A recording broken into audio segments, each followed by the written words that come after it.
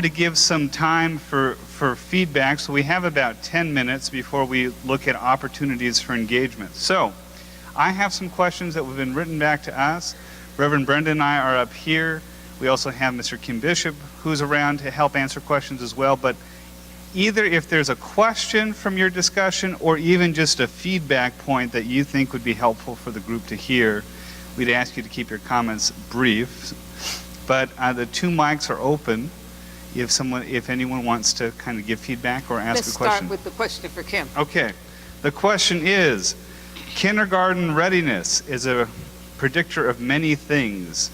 Gaps exist in kindergarten that persist even into adulthood. In Montgomery County in 2017, 67% of white students were ready to learn, while only 42% of African American students were indicated as ready.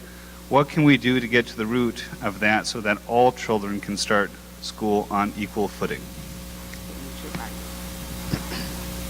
Okay, thank you for that question. I think what we can do to have all of our students ready is we need to not base our level of readiness on mainstream societal norms. We need to know that our students come to us with a background knowledge, and we have to leverage that background knowledge, because oftentimes people think that, oh, you're coming to my school as a 4-year-old, you don't know because you can't demonstrate. So that is incumbent upon school systems to begin to look at what are the additional measures that we can determine readiness with without these kind of across-the-board standardized things. Much like the school, Dr. Brenda talked about the swimming, the climbing, the flying. So what are the additional measures that we can use to help determine readiness that don't necessarily, aren't necessarily put in place by a standard norm or a mainstream norm? But is kindergarten mandatory? Kindergarten is not mandatory. Okay. I know I have a colleague who her son was starting school. He's in 5th grade now. And she was told as an educator that he had to be able to write his name between 2 lines, and that would show that he was kindergarten ready. And my colleague said, is that it? And they were like, yes. Now my colleague is African American, so that was the standard that he had to be able to meet, writing his name in space. So we need to begin to really think about what are we communicating to parents? And what do their children have that we're not looking at or identifying to show their multiple measures of intelligence? Okay, you had another question? The second question, does the state of Maryland have a teaching fellows program? And if not, how do I lobby for one? So on my favorite friend, yours is YouTube, mine's is Google. Yes, there is a Maryland State Teachers Teaching Fellows program. It's accessible via marylandfellows.org. Is that right, AJ? The newteacherproject.org? .org. TNTP.org. The New Teaching Project. Good. Okay. Another? Those are the questions that we received. Any other questions from the floor or discussion points? Yep. Please.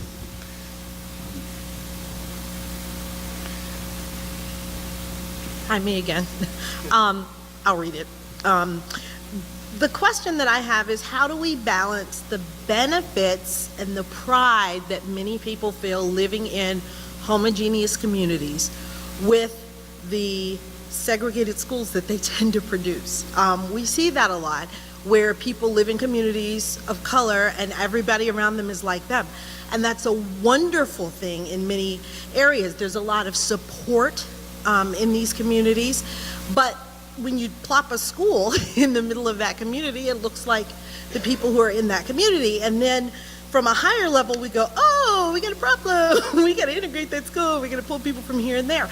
And so I think that there are benefits to both sides. Maybe this is a bit of a policy question, but I think there are benefits to both sides. But someone mentioned Plessy versus Ferguson earlier, and I think you did, Brenda. And I think it made me think about, separate but equal. We had a situation last year where we were dealing with this very issue in Montgomery County.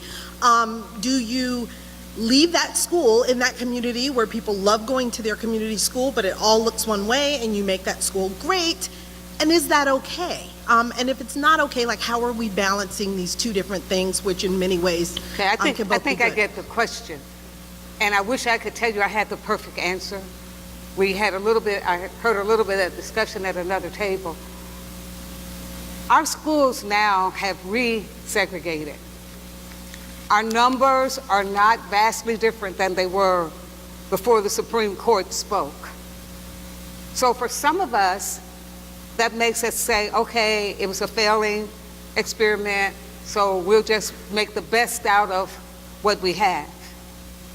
For others of us, we say, if we look at the indicators of educational success, can we truly say that these separate environments are helping prepare people for success in the global world that our young people are going to be a part of?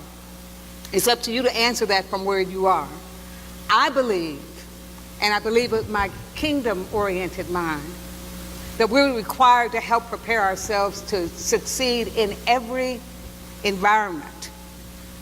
Forced busing did not prove to be the right answer.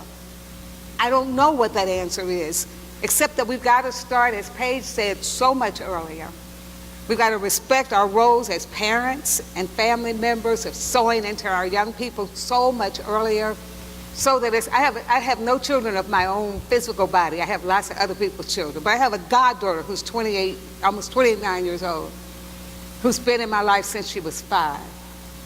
And so some of the pushback that she gives me when I say something, she says, well, why do you have to do it that way?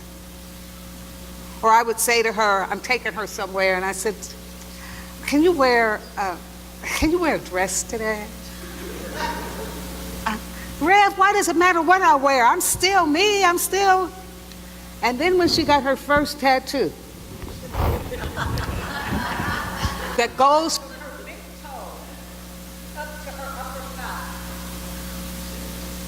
and she wouldn't wear dresses or come in front of me without handcuffs or ties, because she didn't want me to see the tattoo. When she finally, on one of these days that I made her put on a dress,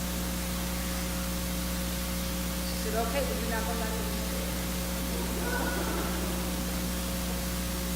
And she said, why does this bother you so much?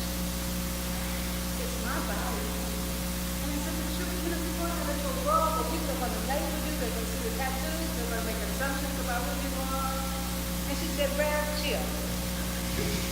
By the time it matters, my generation cares more about what's up here and what's here than what's on my body is going to be in charge.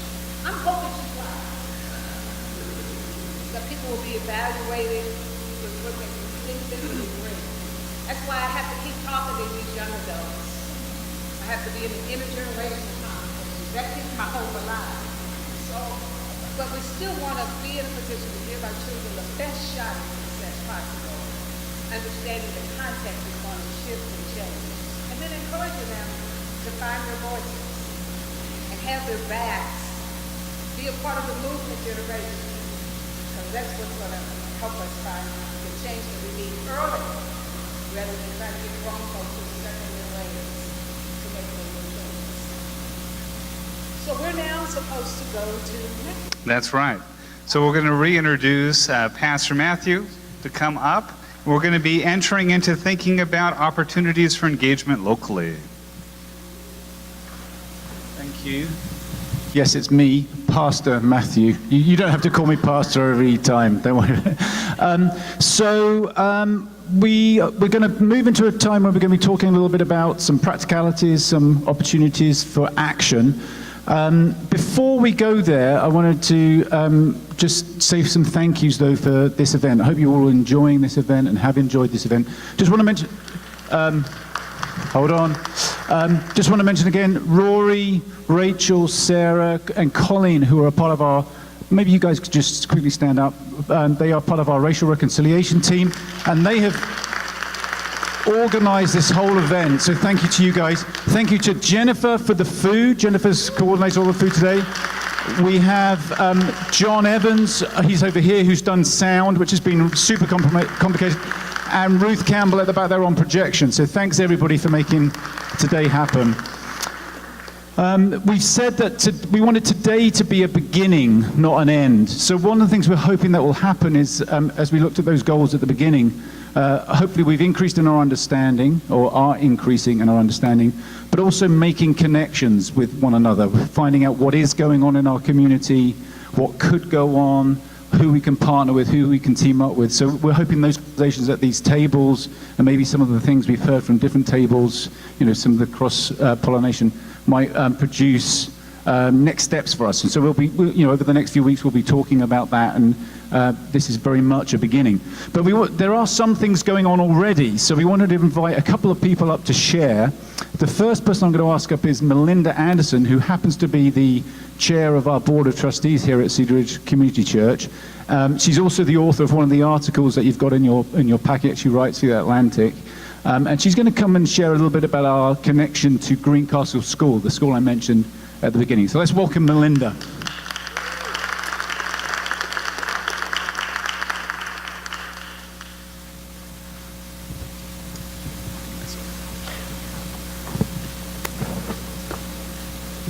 I need a music stand. No, you do not want me to sing.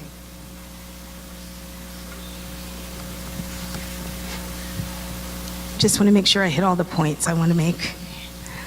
Well, first of all, as chair of the board, I just want to thank everyone for being here today. This is an incredible turnout. And as someone who, in my professional life, writes about a lot of these issues, it's just really wonderful to see so many people who are ready, willing, and able, and energized about engaging with these complex, thorny issues. But the only way we're going to address them is if we get in there and wrestle with it. So how we got here with the Greencastle Advocacy Project. Montgomery County, as we've already talked about this morning, is commonly seen as a school district with generally world-class public schools. But I think when you pull back the curtain, the illusion disappears. And in its place, you find a county with a very wide divide and a color line between children who have a lot and children who have very little. So against this backdrop, several years ago, we at Cedar Ridge reached out to Greencastle Elementary School. One of our members, Cindy, I think, who's over here, was actually working at the school at that time. And so it was very relational, which I think a number of people have mentioned this morning. And as part of our work, we focused on economic justice, and Greencastle is actually, just for FYI, it's located in the Burtonsville section of the county, not too far from here. So among the elementary schools in its immediate area, Greencastle has the second highest percentage of students who qualify for free meals, which is a recognizable measure of poverty. And the Greencastle student population is about 66% Black and 21% Hispanic. And I think also one of the things that we've kind of touched on here is that racial justice definitely intersects with economic justice in education. So members of our church partner with Greencastle to help address what are some real vital needs. And we do contribute to the school's Food and Backpacks program. We sponsor Thanksgiving baskets. We sponsor Christmas baskets. And we are supporting real essential needs for Greencastle children and their families. Through this relationship, however, it was also brought to our attention in September that one of the biggest needs for Greencastle families was finding quality after-school programs. And as a community partner, we were urged to advocate for more resources for after school. So as Cedar Ridge is prone to do, we took up this charge, and the Greencastle Advocacy Project was launched. Our advocacy in support of quality after school programs is backed up by mounds of research. And it is addressing a real systemic need and a systemic inequity by helping to close the opportunity gaps that exist for too many low-income children and students of color in the county. So now that I've kind of given a little quick overview on how we got here, these are some actions we've taken to date. In early October, we sent a letter to Montgomery County Public Schools Superintendent Jack Smith, advocating for funding for after-school programs at Greencastle and similar high-need elementary schools in the East County, because Greencastle is not an outlier in that way. The letter was us kind of planting a flag in preparation for the operating budget process, and the response to this initial outreach was very positive, with a view to meeting with us, so that was very promising. The school administration is a critical link in this chain, and we've confirmed a meeting with Greencastle's principal in December. I think this is a necessary move to gain more clarity regarding Greencastle's capacity and pertaining to after-school options. We also know that parents are key stakeholders. I think as Reverend Brenda had stated, we want to make sure that whatever we're doing is in line with what the parents and the school community are actually interested in. And it's crucial to listen to and gain their perspectives on after-school options. So we reached out to PTA leaders for Greencastle and its sister schools, and you've heard from Tracy this morning, Tracy Potts.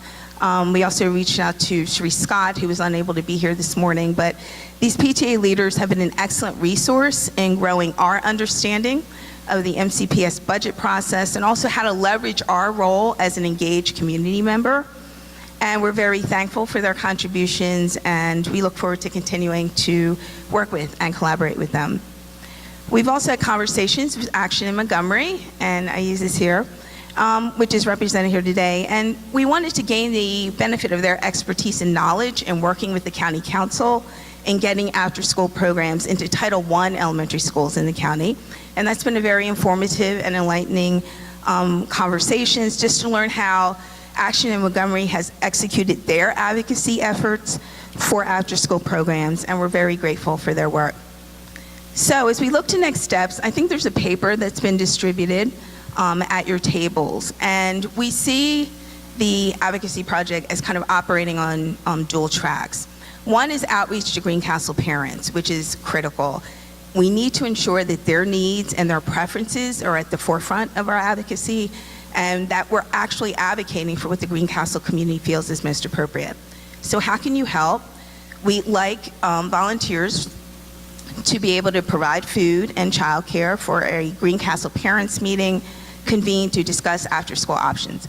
I just want to take a point of personal privilege and say, I think it was Aaron, if he's in, when you mentioned about food and babysitting, I was like, okay, we got it, we're on good, all right, that's very good.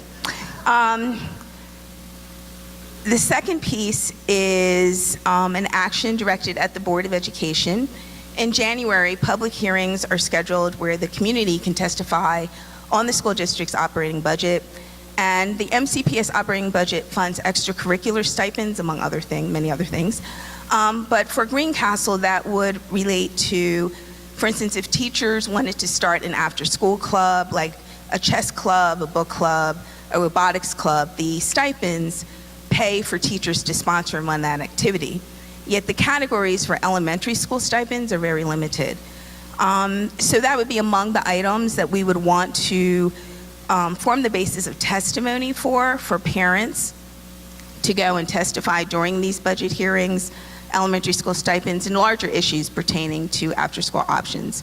So how you can help would be providing transportation for Greencastle parents to Board of Ed hearings, just to tell their stories about the need for high-quality after-school options, and also just showing mass support through signing letters and other targeted outreach to advance this after-school action.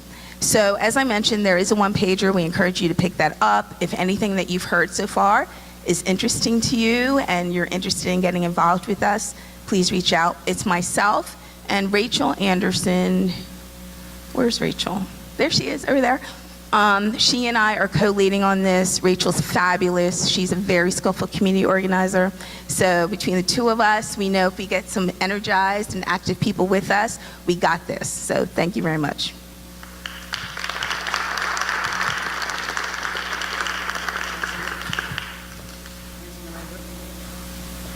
Thank you, Melinda. So next person up is Aisa. Melinda mentioned him. He's part of Action in Montgomery, which is a coalition of local interfaith groups or faith communities, not just Christian, but multiple faiths.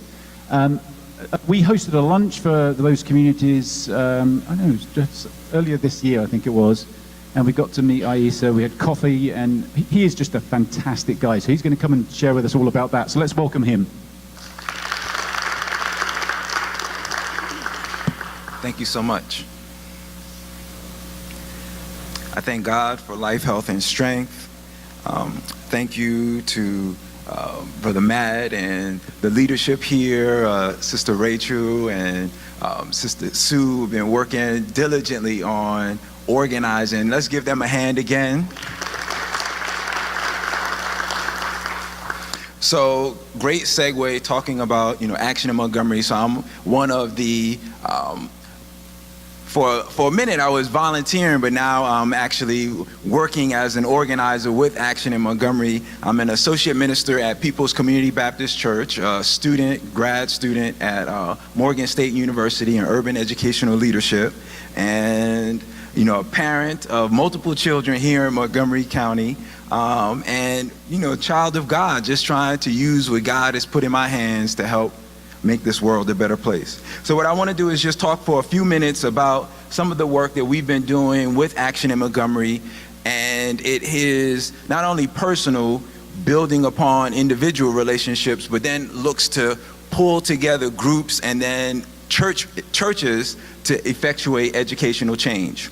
So we've been working with Action in Montgomery. So Action in Montgomery is an affiliate organization of the Industrial Areas Foundation, the IAF, and it has sister affiliate organizations in Howard County, in Baltimore, and the newest one is Anne Arundel, just got launched.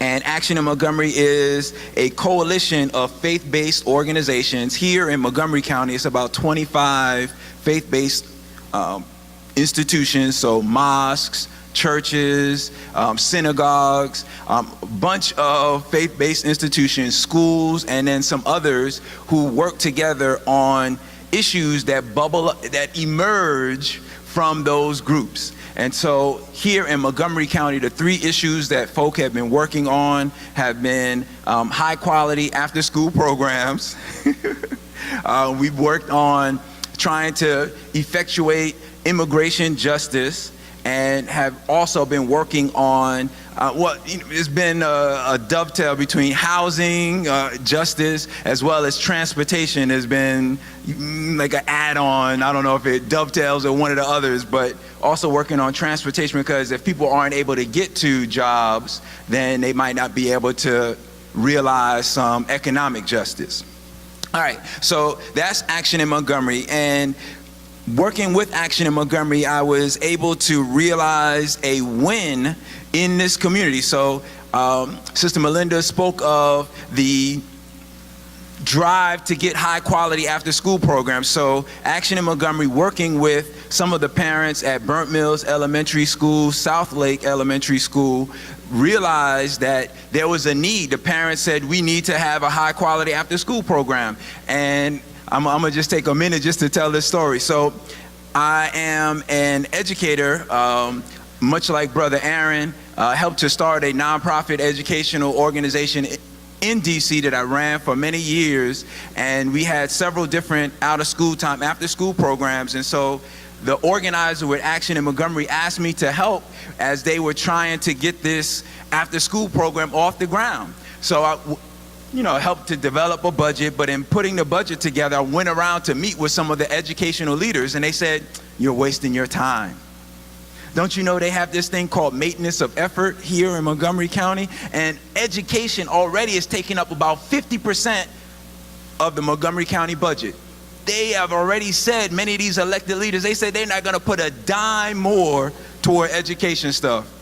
Okay, so I'm wasting my time. All right, I'm wasting my time going around, meeting with these folks, trying to get this thing organized. Action in Montgomery, as an organizing direct action, said, all right, let's put the elected officials in the room with the parents. And I could remember this like it was yesterday. So they were able, in Montgomery County, we have a number of council members. I don't know if it's 9, y'all, you could correct me. They had about 6 of the council members. So they had more than a majority of the council members in this meeting. They wanted to get 1,000 parents. This was held at St. Camilla's Church, Catholic Church, right off of New Hampshire Avenue. They wanted to get 1,000 parents. They turned out 1,500 parents. Parents, community members, church members. I kid you not, I remember the council member got up to speak. He was shaking. He said, I didn't realize there was going to be this many folk here. They put the mic to him and said, are you going to, gave him a minute to give your political spiel, talk about the importance of high quality education. He spoke everything around it. And then he had the priest, Father Yannick, in his frock. Yes or no, are you going to fund this program? Yes, we're going to fund that program. When it came to the council, and again, we had been meeting with these council members, and each of them, they were like hemming and hawing. Oh, we don't know. We already spending enough money on education in Montgomery County. When it came to their budget, they funded that. Now, AIM wanted to give 5 of the after-school programs. They didn't start with 5. They said, we're going to start with 2 and see how that turns out. So the first year they started with 2 schools, Burnt Mills and South Lake. The next year they increased it to 4 schools, and this year is going to be 6 schools that have this high quality after school program. All right, so I'm gonna fast forward, and because I know my time is coming soon. I got 3 minutes. 1 left? 3 minutes or less, all right. All right, so based on the work with that program, when it first got started, it was called Child First, later changed to Dream Academy, then now it's the EBB, Excel Beyond the Bell. Based on that success, I said, man, we need to take this and make this a statewide effort. We can't just work on stuff here. This is, we got a secret sauce here. Let's take this statewide. And it just so happens that right now, there is this thing called the Kerwin Commission. The Kerwin Commission is working on recalculating a funding formula for all of the public schools in Maryland. And so the IAF has affiliate organizations across the state, so we're working with affiliates in Baltimore, Build, working with folk in Howard County, Path, working with folk right here in Montgomery County. I would love to talk with Brother Aaron on how we can get something started in Prince George's County to try and get these schools properly funded so that we can have equity, because if we don't have the money, then folk will say, well, we're going to have to cut some corners, and then our children are going to take shorts. And so many of the things that are in the Kerwin Commission, they talk of, universal kindergarten. They're talking about high quality teachers and a teacher pipeline. They're talking about getting extra money to at-risk children, whether it's based upon English language learners or based upon poverty. And so they have this stuff baked in, and one of the things that we were really working on was fixing the fund. And we wanted to get question 1, which was on the ballot that just passed. We wanted to have the funds from the casino revenue to go into a lockbox so that it could be a down payment on the Kerwin Commission. So our aim was to get 60%.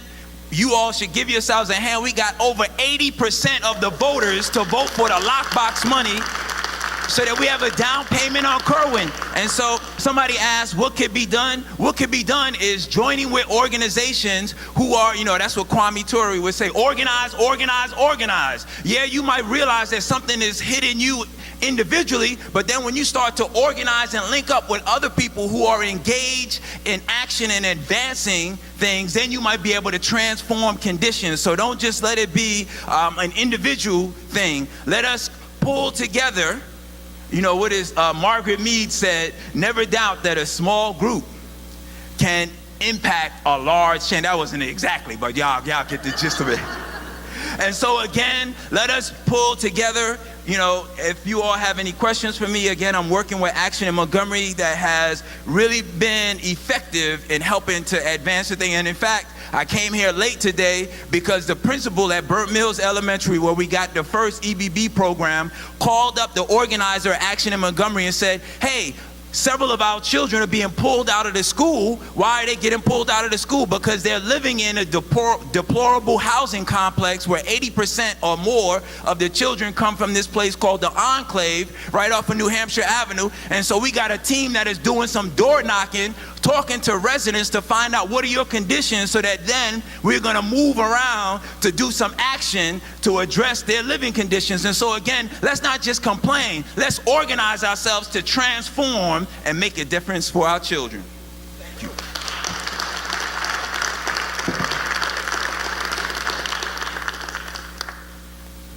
Thank you, Aisa. That was fantastic. Very hard to follow that. Thank you. I've got to do a message tomorrow at church. Could you come back and just... Okay, so again, thank you to everybody for being here. Thank you to all the people who have spoken, the people that have shared, the people on the panel. Let's give all of our guests a big round of applause again. And I think perhaps the biggest thank you is to you, Brenda. Thanks so much for being with us. And she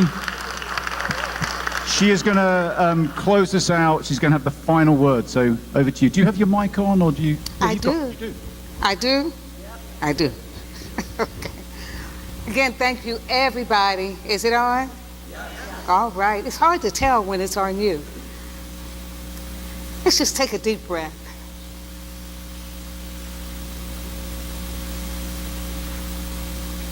Sometimes in my hardest moments, I just have to remember to breathe.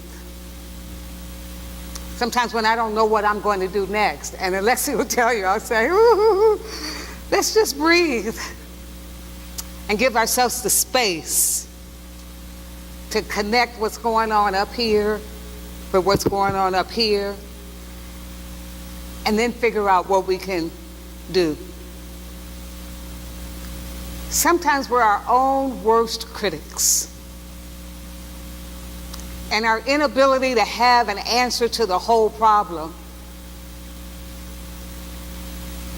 makes us do nothing. I can't fix it. I said I wasn't going to tell any stories about my husband today, but I'll tell one. We just had our 23rd wedding anniversary, but and he still does this, but when he first got married, I don't care what my question was. If he knew nothing about the answer, he had an answer. So finally I said, I don't know is a good answer. Not for me. I need you to know you can depend on me to fix it. No, that's not why I married you. I don't expect you to be able to fix everything.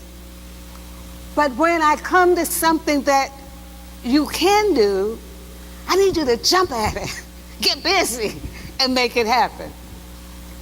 And so even now, I can give him that I don't know is a good answer look, and we can move on to something else. Or I can give him that, I know you know how to do this look, and he'll get to it.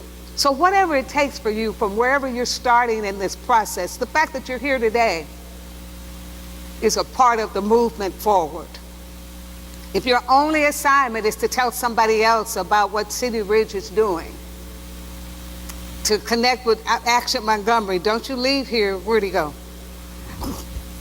All right, I got good friends at Peoples. To figure out what partnership looks like, and that's part of what I believe the goal was today, Rory and Matthew and Sarah and who did I leave out? Rachel. So just start wherever you are and do what you can do. And don't be afraid of failing, but fail forward. You try to change somebody's heart and mind, it doesn't happen the first time. Remember to look back, see where we started.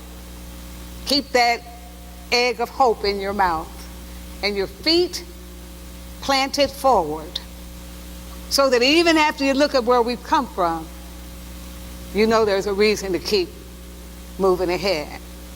If the best thing you can do is just interrupt, to understand what microaggressions are, to understand how the things we say to children and to each other stick with us.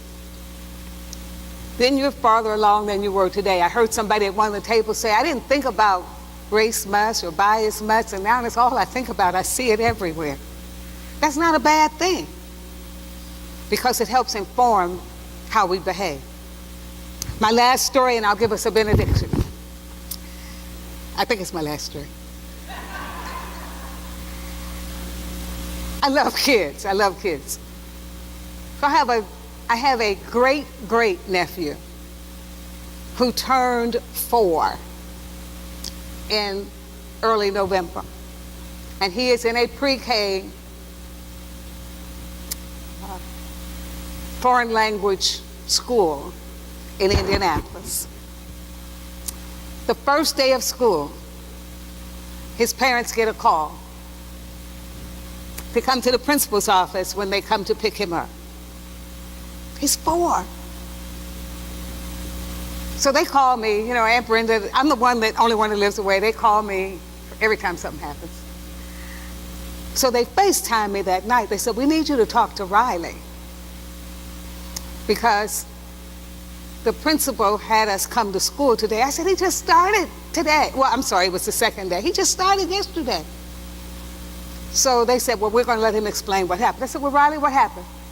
Well, we had to go to the auditorium, and they were having a program, Aunt Brenda, and they were going to teach us what we're supposed to do in the program.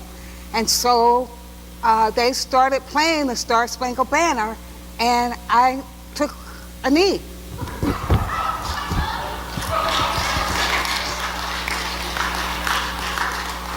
And my teacher said I couldn't pray in the auditorium. I said, you couldn't pray? He said, I wasn't praying, I was taking a knee. So now the parents are explaining to me that the teacher had been in the United States 8 weeks.